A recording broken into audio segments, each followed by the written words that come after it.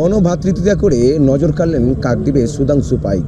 ছোট্ট চায়ের দোকান চালিয়ে সারা বছরের ইনকাম সঞ্চয় করে প্রায় ৩০০ দুস্থ ও অনাথ বাচ্চাদেরকে নিয়ে, যাদের ভাইও নেই বোনও নেই, তাদেরকে নিয়ে গণভ্রাতৃত্বতা করলেন সুধাংশু পাইক। তিনি জানায় এই বছরটি যেন তিনি 1 বছর অপেক্ষা করে, কারণ সে যখন ছোট ছিল তখন ভাইফোঁটা নেওয়ার জন্য অনেক ভাই ও বোন এর বাড়ি ওর বাড়িতে যেত, তাদের ভাইফোঁটা হতো না। আর সেই কথা মাথায় রেখে সুধাংশু পাইক এই ভাবনায় যে ফুটিয়ে তুলেছে যে ৩০০ বাচ্চাকে নিয়ে এই গণভ্রাতৃত্বতা করবে। তবে এই গণভ্রাতৃত্বতায় উপস্থিত ছিলেন কাকদ্বীপের বিধায়ক মন্টুরাম পাখিরা।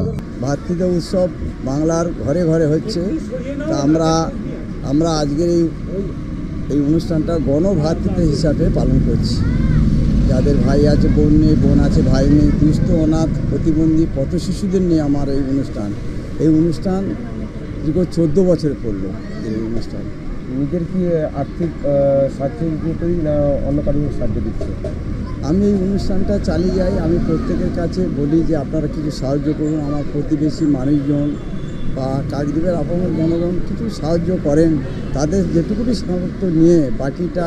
আমার একটা ছোট্ট দোকান আছে, চায়ের দোকান, সেই দোকান চালিয়ে সারা বছর আমি কিছু সঞ্চয় করি এই দিনটার জন্য। এইভাবে সেই পয়সাটা আমি খরচা করি। এই ভাবনা আসলো কীভাবে?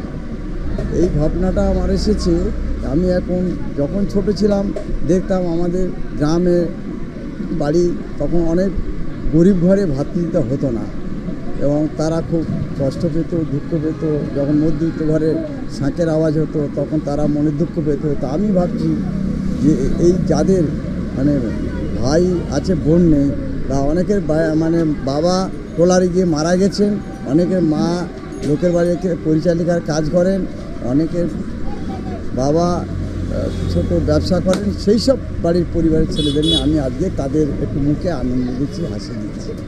খাওয়া দাওয়া রেখেছেন? হ্যাঁ, খাওয়া দাওয়া রেখেছি। আমি আমন্ত্রণ জানিয়েছিলাম 300 জন বাচ্চাকে, তা এ পর্যন্ত খাওয়ার ওখানে অনেক বাচ্চা চলে গেছে। 300 জন এসছে? 300 জন আসেনি, প্রায় 200 পরিমাণে বাচ্চা হতে পারে।